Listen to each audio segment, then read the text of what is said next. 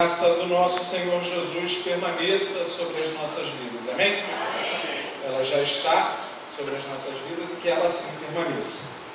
Eu quero agradecer aqui o convite da igreja, em especial ao pastor Daniel. Muito obrigado pelo convite. É uma honra estar aqui com os irmãos nessa noite, acompanhado da Daniele.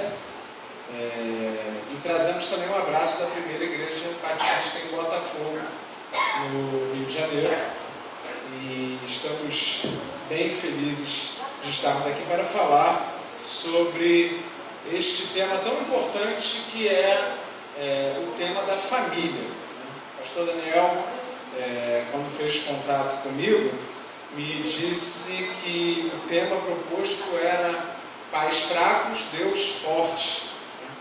E eu pude pesquisar que há um título de um livro da editora Fiel com o mesmo tema, um livro em que a proposta é mostrar, apresentar e ensinar os crentes a educarem seus filhos na graça de Deus, não debaixo de um julgo legal, de um catálogo de regras dizendo isso pode e isso não pode, mas o objetivo último da educação dos filhos dos crentes é que estes possam conhecer a Jesus e que os seus pais sejam de fato verdadeiros educadores, verdadeiros pedagogos que levem seus filhos a Jesus.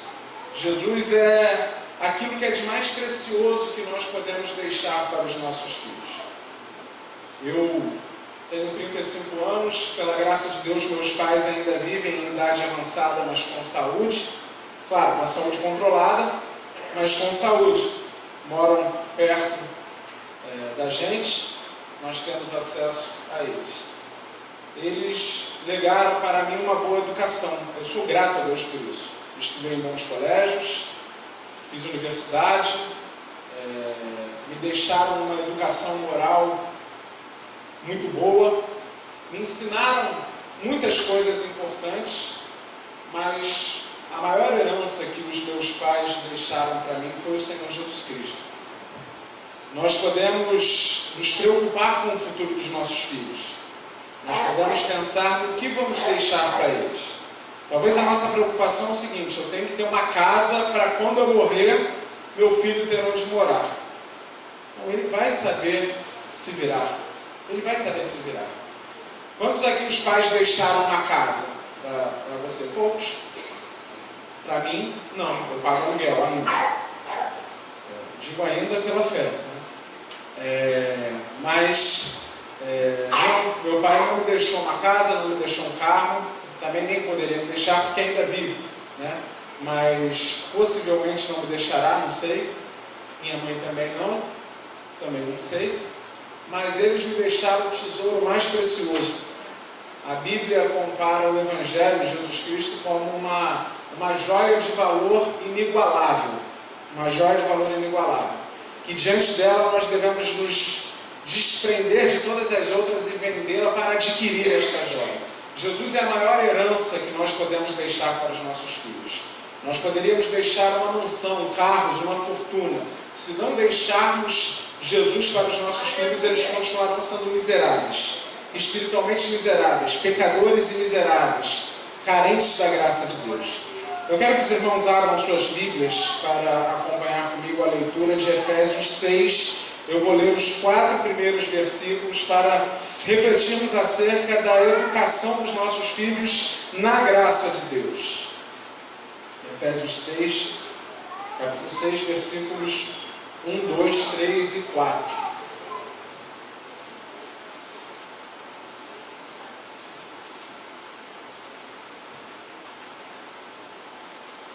Carta de Paulo aos Efésios, capítulo 6, versículos 1, 2, 3 e 4. 1 a 4. Amém? Paulo diz assim aos destinatários da sua carta: Filhos, obedecei a vossos pais no Senhor, pois isto é justo. Honra a teu pai e a tua mãe, que é o primeiro mandamento com promessa, para que te vá bem e sejas de longa vida sobre a terra. E vós, pais, não provoqueis vossos filhos a ira, mas criai-os na disciplina e na admoestação do Senhor. Criai-os na disciplina e na admoestação do Senhor. Vamos orar? Pai, nós louvamos o Teu nome porque a Tua palavra, ela é a bússola que orienta a nossa vida, Senhor. Ó Deus bendito, sem a Tua palavra nós estaríamos sem direção, nós estaríamos perdidos, nós estaríamos como no meio do oceano sem saber para onde ir, Senhor. Obrigado porque a Tua palavra nos mostra o caminho. Obrigado porque o Senhor se importou conosco, enviou o Seu Filho, que é a encarnação da Tua palavra, e deixou este registro escrito para que pudéssemos conhecer a Tua vontade, Senhor. Ó Deus bendito, sabemos da nossa incompetência e incapacidade de compreendermos aquilo que Tu queres nos falar neste texto, se não for pela iluminação do Teu Santo Espírito. O que pedimos nesta noite, Senhor, abra as nossas mentes, abra os nossos corações, Senhor, para que possamos compreender, aprender e apreender aquilo que a Tua palavra tem a nos ensinar, Pai. Fala conosco, Senhor, fala conosco porque nós queremos ouvir a Tua voz. É o que Te pedimos, agradecidos em nome e por amor de Jesus Cristo, Teu Filho bendito. Amém. Meus irmãos, Paulo escreve esta carta e a maioria dos estudiosos estão de acordo que o apóstolo Paulo estava encarcerado em Roma nos idos do ano 60. O apóstolo Paulo escreve então esta carta e ele se dirige, dentro do entendimento de alguns estudiosos, não a uma comunidade específica em Éfeso, mas a algumas comunidades. Seria uma carta circular. Os manuscritos mais antigos não constam o termo que nós vemos no versículo 1 do primeiro capítulo. Aos santos que vivem em Éfeso. Nós não temos essa expressão em Éfeso nos manuscritos mais antigos, então alguns estudiosos tendem a acreditar que esta carta ela foi escrita para alcançar uma região mais vasta, mais ampla. Ela seria recebida por uma igreja e, após lida e copiada, seria repassada para outra igreja que faria o mesmo procedimento até que toda uma região tivesse acesso a estes ensinos do apóstolo Paulo. Então, Paulo está dirigindo, direcionando, ensinando a algumas comunidades. Algum esforço tem sido feito por críticos liberais para negar a autoria paulina dessa carta, para dizer que não foi Paulo que escreveu essa carta, mas nós não temos nenhum argumento convincente para negar a autoria paulina. O autor se identifica como Paulo e escreve então uma carta mais ampla, o que nós podemos perceber pelo fato de não ter nenhuma referência pessoal. Nós vemos Paulo escrevendo outras cartas e ele geralmente saúda alguns irmãos com os quais ele teve contato em algum momento do seu ministério e que ficaram naquelas comunidades. E nós sabemos através de Atos dos Apóstolos que Paulo esteve na região de Éfeso, Paulo esteve com os irmãos de Éfeso, mas aqui não há nenhuma referência pessoal e isso fortalece a ideia de que a carta era circular. A carta ela não era pontualmente para uma comunidade específica. E Paulo, nesta carta, ele dá uma série de orientações mais amplas à igreja. Por que digo mais amplas? Porque Paulo não vê a igreja aqui como a reunião de alguns santos em uma localidade específica. Ele está trabalhando com o conceito de igreja universal. Igreja universal é o corpo de Cristo espalhado sobre a terra. É a reunião de todos os crentes, de todos os lugares, aqueles que depositam sua fé no Cristo ressuscitado como Senhor e Salvador de suas vidas. Então Paulo escreve para estas igrejas, ele no primeiro capítulo, ele profere uma bênção à igreja, demonstra o seu cuidado com os crentes destinatários ao orar por eles e enfatiza no capítulo 2 a salvação pela graça. Isso tudo é importante para nós entendermos no desdobramento da carta o conceito que Paulo dá, o conceito que Paulo tem de família, em especial da relação entre pais e filhos, e os filhos e seus pais. Ele enfatiza que a salvação é pela graça, e isso é muito importante para que possamos entender que devemos educar os nossos filhos à semelhança de Deus agindo conosco. Deus age conosco graciosamente. É no capítulo 2, no verso 8, que ele diz: pela graça sois salvos mediante a fé, e isto não vem de vós, é dom de Deus, não vem de obras para que ninguém se glorie.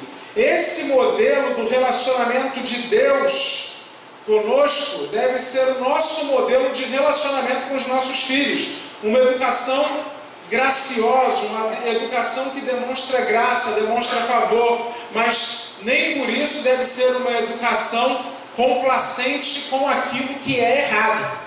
E Paulo continua então, ainda no capítulo 2 e no capítulo 3, falando da importância da igreja, uma vez que o mistério outrora oculto foi revelado, e a igreja, ela não é mais o corpo de um povo específico, etnicamente falando, mas é a união de crentes, judeus e gentios, adorando ao mesmo Senhor. E por conta disso, Paulo no capítulo 4 vai falar da unidade da fé que está em torno da pessoa de Jesus Cristo, e vai falar também de como Cristo potencializou a igreja para cumprir o seu ministério com dons. E vai falar dos ministérios da igreja, ministério apostólico, profético, evangelístico, pastoral e de ensino. Então ele segue para falar, para exortar os seus ouvintes acerca de algumas questões, e então no capítulo 5 ele vai iniciar suas exortações no âmbito familiar, para no capítulo 6 ele pontuar especificamente a relação entre os pais e os filhos e os pais, depois de já ter falado da relação entre o marido e a esposa. E é uma relação tão importante no conceito paulino de família, que ele compara o marido e a esposa com Cristo e a sua igreja. E muitas vezes nós, homens, falo para os homens que estão aqui, enfatizamos o dever que a mulher tem de ser submissa a nós, mas nos esquecemos que o apóstolo Paulo diz que o papel do homem é bem mais pesado do que o da mulher. Porque se as mulheres nos devem submissão, nós devemos a elas amor sacrificial. Amor sacrificial é o bem-estar dela está acima do meu. É assim que Cristo pensa acerca da sua igreja. Ele morreu pela sua igreja. Nós devemos estar dispostos a morrer pelas nossas esposas. Eu li ontem ou hoje no Facebook. Geralmente eu não uso frases de Facebook como referência em mensagens, mas eu li uma frase bem interessante. Imagine que um homem está para se casar com a mulher, e quando ele sobe ao altar, ele sabe que ela vai traí-lo todos os dias. Esse homem deveria casar com essa mulher? Pois bem, foi isso que Cristo fez conosco, quando Ele se uniu à igreja. Ele se uniu a gente como nós, pessoas que vão falhar todos os dias, e ainda assim Ele não desistiu de se unir a nós. No capítulo 6, especificamente, o apóstolo Paulo diz: filhos, obedecei a vossos pais no Senhor, pois isto é justo. É justo que se obedeça os pais.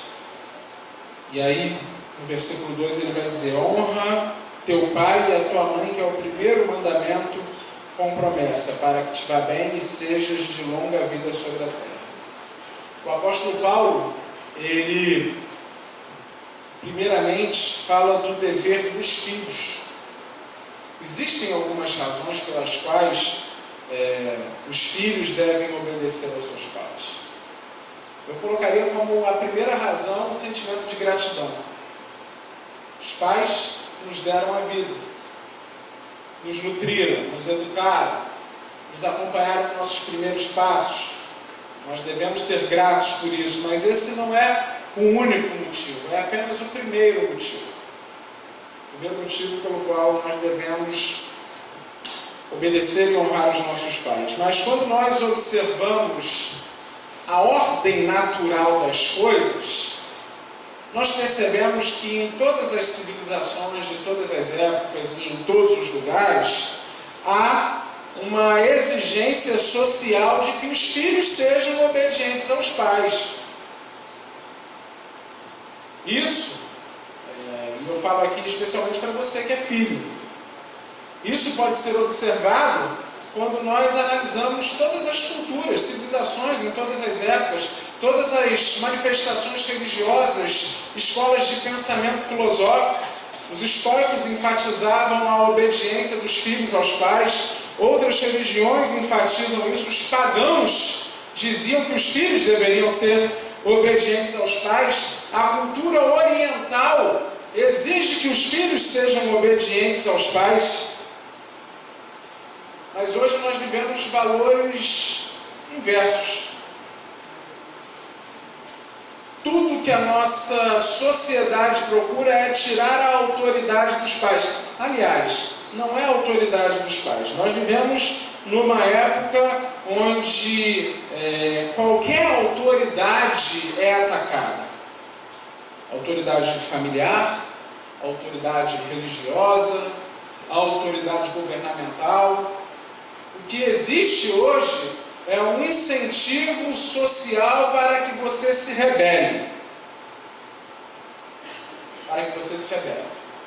Eu sou professor e há alguns anos eu trabalho na rede pública, na Secretaria de Educação do Estado do Rio de Janeiro. Sou professor num colégio no centro do Rio de Janeiro e vivemos as voltas com a possibilidade de, no relacionamento com o aluno e no relacionamento de autoridade com o aluno, nós sermos questionados porque estamos fazendo valer a nossa autoridade. Quem é você para falar assim comigo ou para me exigir qualquer coisa? Eu sou o seu professor, que me consta ainda, né? Mas a autoridade do professor é uma autoridade que tem sido minada. A autoridade dos pais também é uma autoridade que tem sido minada. Então, se nós olharmos para trás, nós veremos que naturalmente, por uma ordem da natureza, os filhos sempre deveram obediência aos seus pais. Mas um outro ponto que eu quero destacar é que um motivo outro pelo qual nós devemos obediência aos nossos pais, pelo qual os filhos devem obediência aos seus pais, é porque a Bíblia assim nos ensina. Nós não devemos apenas obediência, nós devemos amor, nós devemos respeito, nós devemos admiração e nós devemos ter cuidado com os nossos pais. Paulo cita um mandamento e ele coloca um parêntese. É o primeiro mandamento com promessa. É o primeiro mandamento com promessa. Honrar o pai e a mãe é honrar o próprio Deus, porque o pai e a mãe são representações visíveis e palpáveis da autoridade divina. Alguém tem dúvida disso? Eu não tenho nenhuma.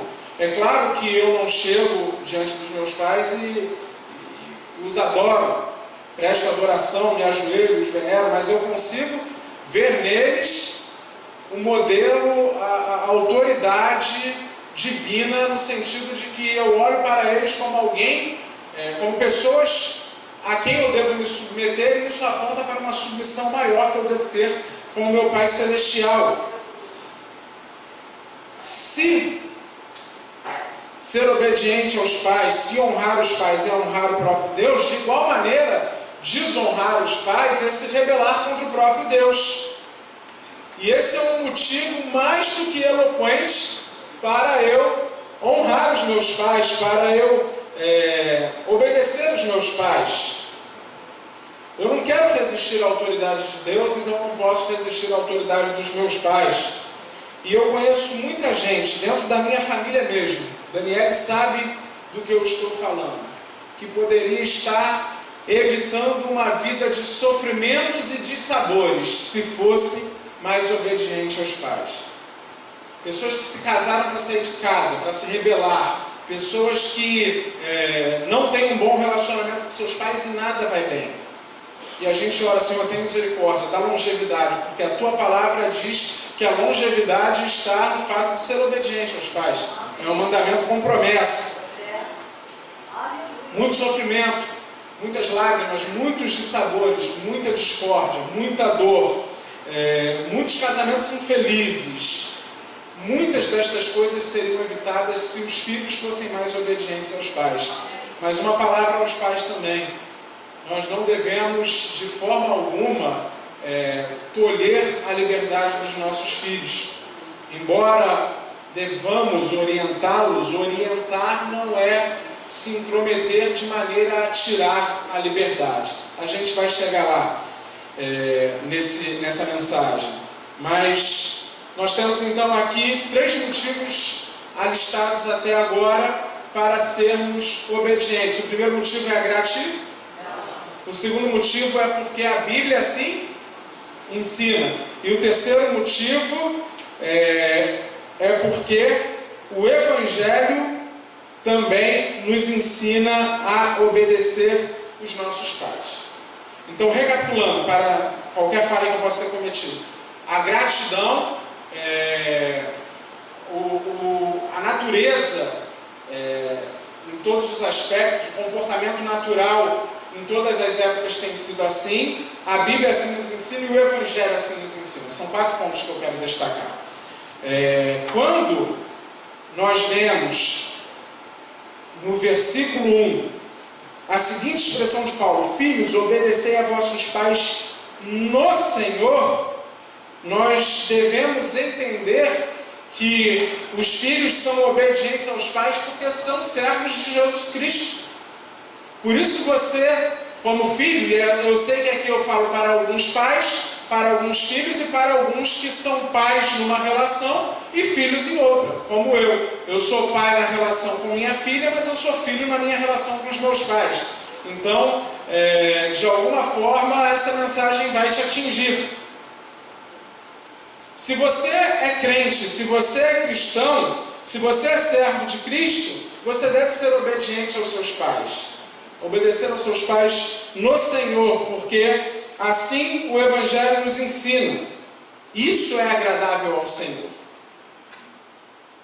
E é claro, quando alguns textos dos Evangelhos nos dizem que nós devemos colocar Jesus Cristo à frente do nosso amor pelos nossos pais, ou pela nossa esposa, pelo nosso cônjuge, ou por quem quer que seja, o texto não está dizendo que nós não devemos amar nossos familiares, sejam nossos pais, nossos cônjuges. Diz tão somente que a nossa fidelidade a Cristo deve ser maior, a nossa lealdade deve ser maior do que a lealdade a qualquer outra pessoa no mundo, inclusive aquelas pessoas a quem nós mais amamos.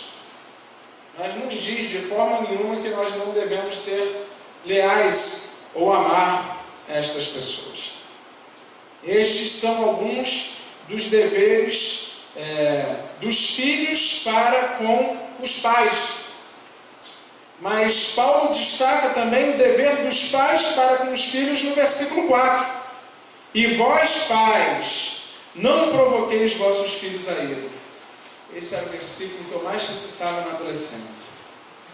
Eu acredito que alguns aqui também, dependendo da idade, guardem esse versículo decorado para poder soltar no momento oportuno, né?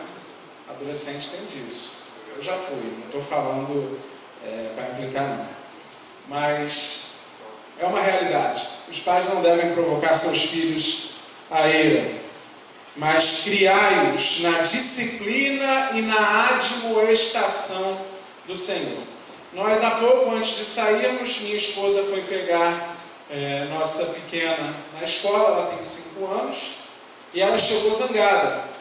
E eu confesso que ela é uma menina zangada. Ela é zangada, né? Quando ela zanga de verdade. 5 anos, assim, já consegue expressar suas emoções com uma facilidade que de longe você percebe. Eu comprei um celular para mim e para minha esposa. Nós compramos um celular. E o meu celular antigo passou para ela. Ela tem 5 anos, não tem linha telefônica. É claro, não tem sentido ela ter linha telefônica. Mas tem joguinhos, né?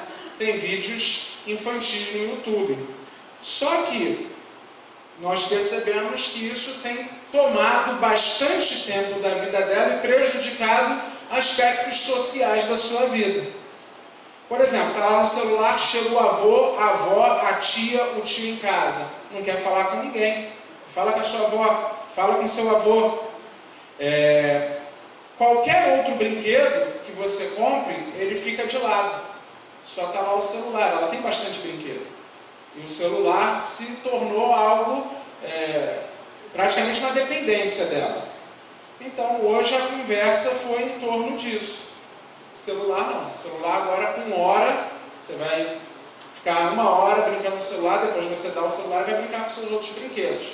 Ela, na hora, fechou o semblante, descaiu, ficou triste e, em princípio, não compreendeu. Porque ela tem 5 anos, talvez ela não saiba o quanto nós estamos zelando por ela para que ela possa se tornar uma criança, uma adolescente, uma jovem, uma adulta com relações saudáveis, né?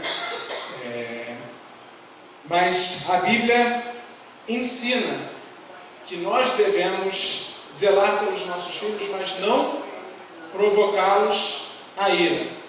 Ela ficou chateada, mas a gente estava lanchando antes de vir e houve uma conversa. A conversa é para quê? Para que ela não veja isso apenas como um exemplo de autoridade que diz, não pode, pronto, acabou. Mas que ela perceba em nós, não pais que estejam provocando a ira dela, mas pais amorosos que estão preocupados com o desenvolvimento dela. Isso é parte daquilo que considero como educar seu filho na graça de Deus. Certa vez, a gente pode falar bem dela, que ela não está aqui, né? Mas isso não é ético, né? Não é ético. Mas ela não se importa não. Certa vez, ela tinha aprontado alguma coisa, que eu não lembro exatamente o que.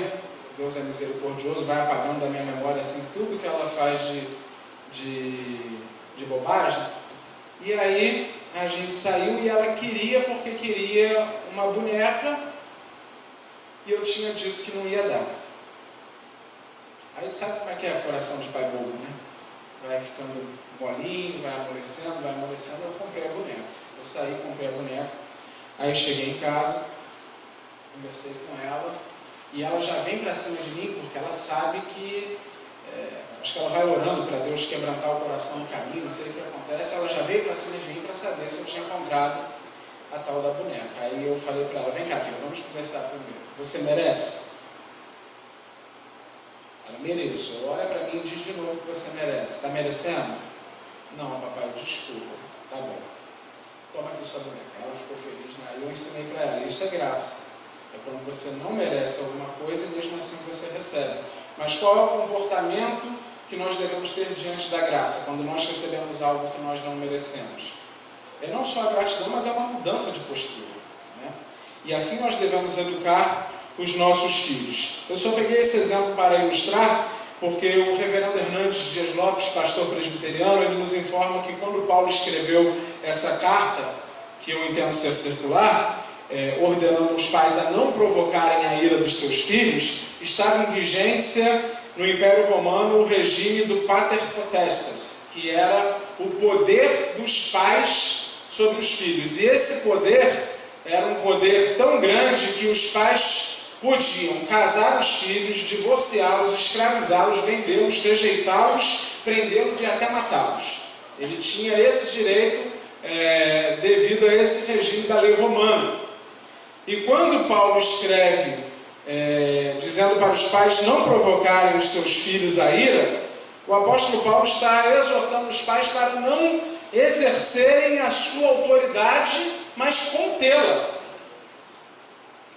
Legalmente havia a possibilidade dos pais exercerem uma autoridade exacerbada sobre os filhos. Decidir com quem o filho vai casar, se o filho vai se separar, vender o filho como escravo, enfim, fazer uma série de outras coisas que não cabe dentro da nossa moral cristã, mas cabia dentro da moral romana. Então o apóstolo Paulo ele escreve justamente para conter qualquer impulso que pudesse ser demasiado por parte dos pais. Castigo corporal era muito comum. Hoje nós temos o extremo, e quando eu digo que as autoridades estão sendo abaladas, seja autoridades familiares, autoridades civis ou religiosas, hoje nós chegamos ao extremo que legalmente é errado dar uma palmada no seu filho. E é claro que eu entendo que esse deve ser talvez o último recurso. Eu não gosto.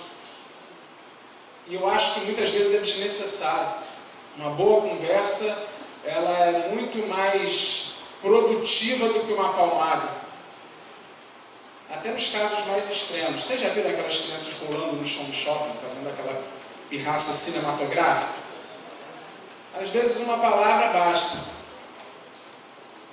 Às vezes não. É verdade. Mas Paulo está aqui contendo seus pais para que eles não castiguem os seus filhos, não abusando assim de sua autoridade. Para Paulo, o modelo a ser imitado era outro. Na própria carta de Efésios, e eu peço que os irmãos me acompanhem no capítulo 3, versos 14 e 15, Paulo tem um melhor modelo.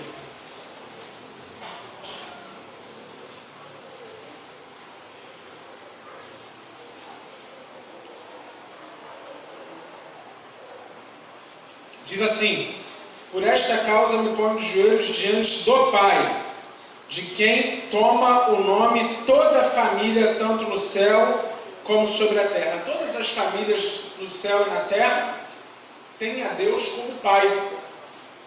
E como é que esse Pai age conosco? Esse Pai é assim?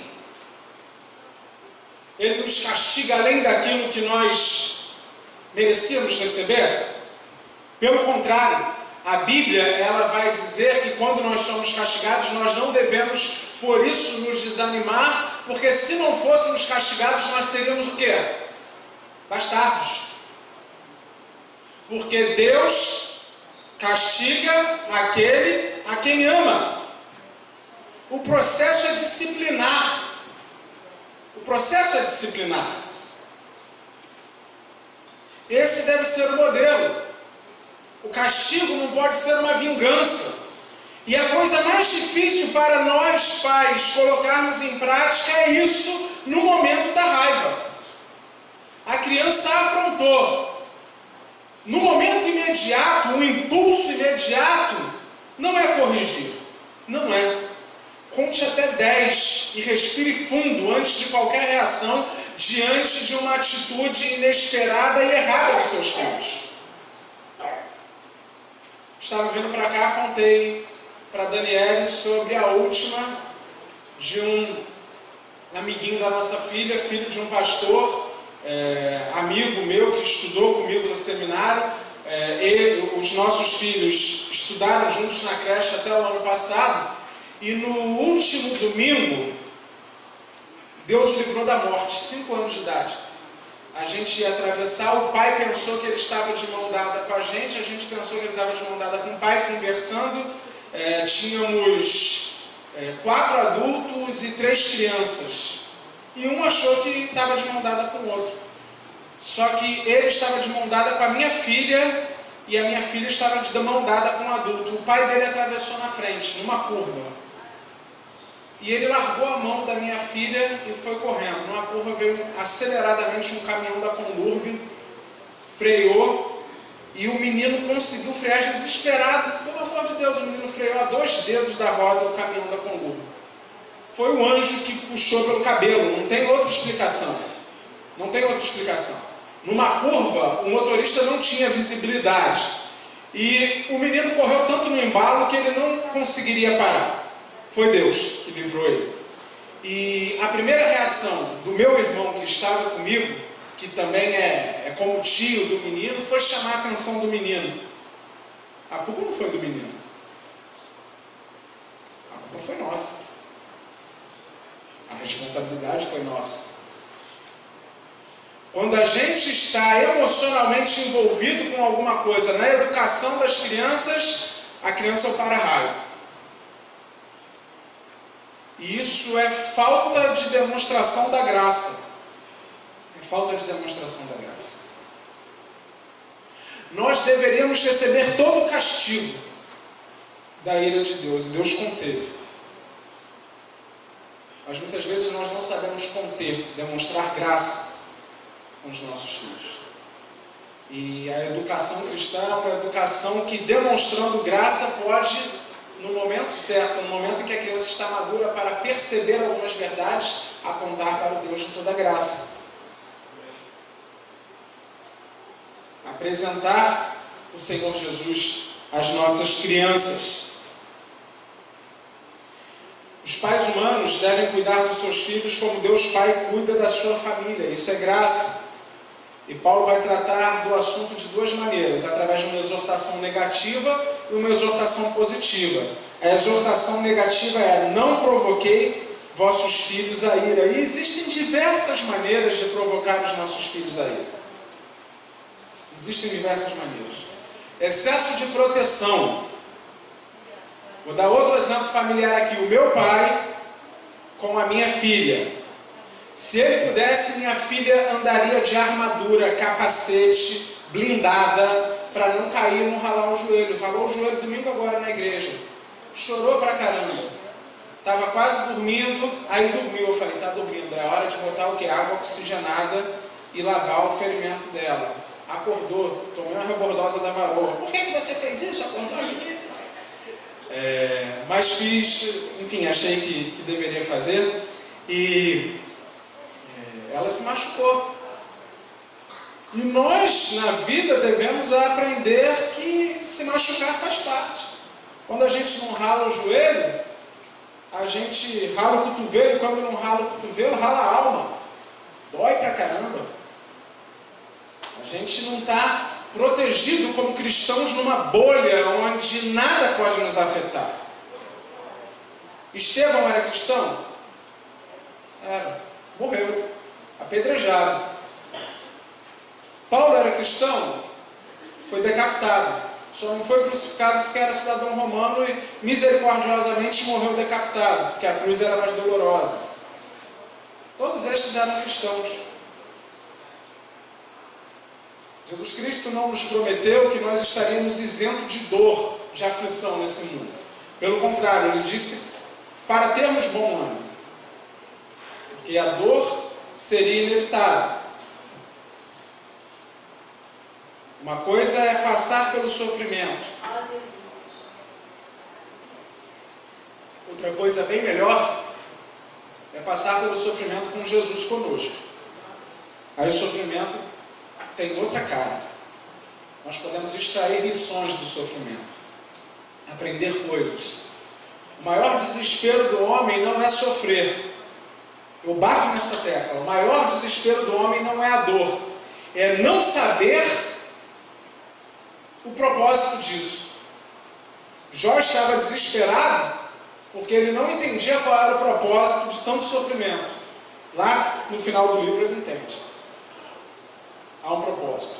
Então, como eu ia mencionando aqui o caso da minha filha, ela se machucou. Mas se dependesse do meu pai, o vovô dela, ela jamais teria se machucado, porque ela iria para a igreja de joelheira, caneleira, cinturão, armadura, capacete e um escudo de cada lado para proteger os braços. E até hoje ela, na verdade, ela não é tão íntima do meu pai, como brinca com a minha mãe e com outras pessoas, porque ela sabe que ele é todo mundo, não, cuidado, não sei o que, não deixa respirar, não deixa correr, não deixa brincar, né? Então o excesso de proteção pode provocar o seu filho a ira. Mas o excesso de proteção não é a única razão que provoca os nossos filhos a ira. O favoritismo também é um problema. E para aqueles que têm mais de um filho, isso pode se tornar muito evidente. E aqui nós temos o exemplo bíblico de Isaac e de Rebeca, né? Isaac preferia quem? Esaú. E Rebeca preferia Jacó. Se vocês notarem na história de Jacó e de Esaú, os pais jogaram um filho contra o outro. Provocaram seus filhos à ira. Então, o excesso de proteção, o favoritismo, são tipos de comportamento que podem provocar a ira aos nossos filhos. O desestímulo também. Existem pais que nunca estão satisfeitos com os progressos dos seus filhos. Sabe quando o garoto chega feliz com aquela nota bonita, 9, 10, faz mais que sua obrigação, você só estuda. Poxa, dá uma moral, né? Parabéns. Que bom, filho, continue assim. Isso é desestimular, né? A falta de elogio, de reconhecimento, não só no caso do bom desempenho escolar, mas em diversas outras situações. Às vezes a disciplina é exagerada. A pessoa cometeu um deslize que uma conversa serve, mas em vez da conversa entra um castigo então desnecessário. O não reconhecimento da diferença entre os filhos. Gente, por mais que pareçamos, nós não somos iguais uns aos outros. Nós parecemos muito uns com os outros, né? Sua cara dele, lá, tem 2 pernas, 2 braços, uma cabeça, usa óculos, mas nós não somos iguais. Estou dando um exemplo para mostrar que todo mundo é diferente, e até os irmãos são diferentes. E às vezes, a gente quer comparar um com o outro, quer usar um padrão de comparação que não pode medir o comportamento de ambos, porque são pessoas únicas. São pessoas diferentes, com temperamentos diferentes, com estruturas diferentes. E diferentes que são, não podem ser medidas pelo mesmo padrão. E muitos pais agridem os filhos querendo determinar para eles, inclusive, a escolha profissional de um e de outro. Isso vai gerando filhos com rancor, com ira, filhos desanimados. E, por fim, eu quero destacar algo que tem levado muitos filhos à ira, que é a falta de diálogo com os pais. Pais que são super dedicados em diversos aspectos, não deixam faltar nada. O filho vai para a escola, tem a escolinha de futebol, tem o curso de inglês, se for menina faz balé, faz natação, faz tudo. O filho tem uma carga horária maior do que a sua de trabalho, se você for contar todas as atividades dele, né? São 40 horas semanais aí de atividades. Já vai experimentando a vida adulta na infância. E não há tempo, não sobra tempo para o diálogo. Quando não é seu filho que tem as suas ocupações dos cursos e das atividades dele, é você, muito ocupado com o trabalho. E quando eu falo isso para os irmãos, eu falo para mim. Eu falo para mim porque eu sei o quanto eu tenho me esforçado e trabalhado para manter um padrão de vida da minha esposa, da minha filha, e eu sei da necessidade que eu tenho de conversar com a minha filha. Por isso, muitas vezes eu, como dou aula de manhã, tenho que acordar cedo, vou dormir antes, eu chamo minha filha e a gente conversa na hora de dormir um pouco. Porque durante o dia ela está na escola quando eu chego do trabalho, e quando ela chega da escola eu já dou aula de noite, saio para dar aula. E aí eu tento fazer com que o nosso final de semana seja pelo menos melhor nesse aspecto. Saímos, vamos à praia, vamos ao shopping, vamos fazer alguma coisa para tentar suprir essa falta, essa ausência de durante a semana. Nós, muitas vezes, nos trancamos em verdadeiros castelos de silêncio em relação aos nossos filhos. Muitas vezes, a falta de diálogo faz com que não percebamos até o comportamento diferente dos nossos filhos. Vocês já devem ter ouvido falar desse jogo da baleia azul, que, enfim, muitos adolescentes acabam tendo contato com isso. E um caso que eu vi de uma menina que tentou o suicídio e não conseguiu, o comportamento dela tinha se transformado no decorrer do tempo sem a mínima percepção do seu pai ou da sua mãe.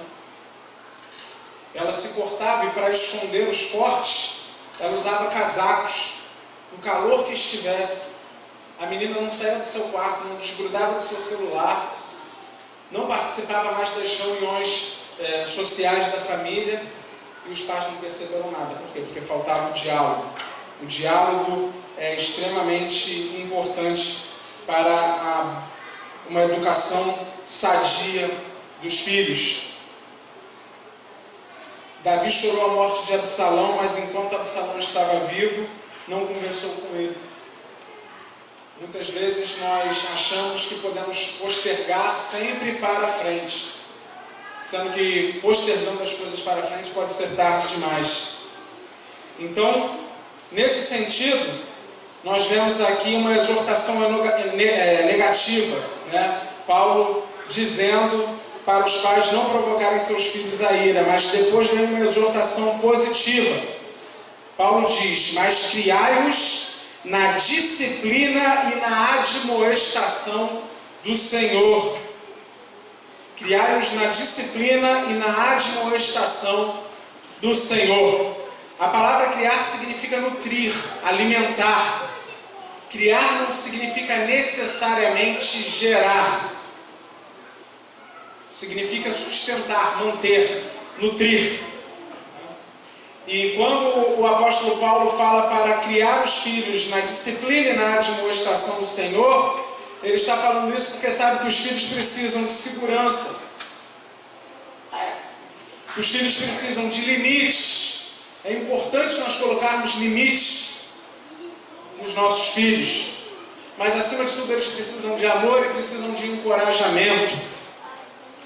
E os pais precisam treinar os seus filhos através da disciplina, discipliná-los na admoestação do Senhor, para que eles possam ser pessoas seguras, para que possam se tornar adultos com limites, para que possam de fato dar amor, porque receberam amor, e serem encorajados a enfrentar as questões mais difíceis da vida.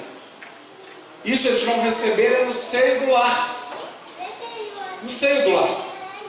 E Paulo utiliza duas palavras aqui que eu quero destacar. Quando ele diz criai-os na disciplina e na admoestação do Senhor, a palavra traduzida por disciplina é paideia, que significa cuidar, significa treinar, significa disciplinar, e em alguns casos significa punir, castigar. Quando eu falo do castigo físico como algo a ser evitado, eu não estou dizendo que em um caso extremo também não devamos lançar mão disso. A ideia inclui tudo isso. Inclui desde o cuidado, por meio de conversa, do treinamento do filho naquilo que é certo, da disciplina, mas inclui também a punição e chega até a questão do castigo. E a palavra admoestação, noutesia, significa educação verbal, é advertir, é estimular. Se nós assim agirmos, nós poderemos de fato dizer que com responsabilidade assumimos o papel da educação dos nossos filhos, da educação cristã dos nossos filhos. Por isso que lá no começo o texto utiliza a expressão no Senhor, e nós podemos entender que isso não se refere somente aos pais em relação aos filhos em relação aos pais, mas também aos pais em relação aos filhos. Nós devemos educar os nossos filhos, algo que nem a igreja pode fazer por nós. O Estado não deve fazer por nós. A escola não deve fazer por nós.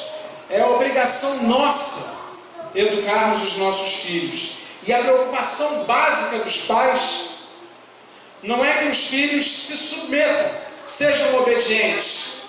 Isso é importante, mas a maior preocupação dos pais deve ser que os filhos cheguem a um conhecimento salvífico do Senhor Jesus. Se eu atingir todas as outras metas e não atingir essa, eu sou um fracassado. Como eu falei no início dessa mensagem, já caminhando para o final, o maior legado que eu posso deixar para os meus filhos é o Senhor Jesus Cristo. Não é pagar para ele uma boa faculdade, bons cursos, não é deixar para ele uma casa, móveis, imóveis. Não. O maior legado é poder deixar para ele Jesus Cristo. E não existe uma forma mais eficiente de educar os seus filhos, os nossos filhos na graça de Deus, senão o nosso exemplo de vida cristã. Se nós orientarmos tudo de maneira correta, mas o nosso filho vê na gente um procedimento que não condiz com o nosso discurso, a nossa empreitada será de todo afastada, será de toda sem fruto. Agora, se quando nós ensinamos aos nossos filhos o caminho do Senhor, os nossos filhos olham para nós e veem em nós um procedimento que concorda com o nosso discurso, eles vão dizer, sim, há coerência no que o meu pai diz, porque o que o meu pai diz, ele faz, ele vive. E eu posso imitá-lo. Então, a despeito das nossas fraquezas, de sermos pais fracos, como sugerido pelo tema, a palavra de Deus nos traz princípios que se tornarão verdadeiras pontes entre os nossos filhos e a graça de Deus. E nós devemos educar os nossos filhos nesses princípios. E que possamos assim aplicar esses princípios confiando na promessa que o próprio Deus deixou em sua palavra em Provérbios 22:6. Ensina a criança no caminho que ela deve andar, e ainda quando for velha, jamais se desviará dele. Que Deus nos conceda graça para ensinarmos as nossas crianças, não o caminho em que elas devam andar, mas no caminho em que elas devam andar. Amém? Amém. Pastor.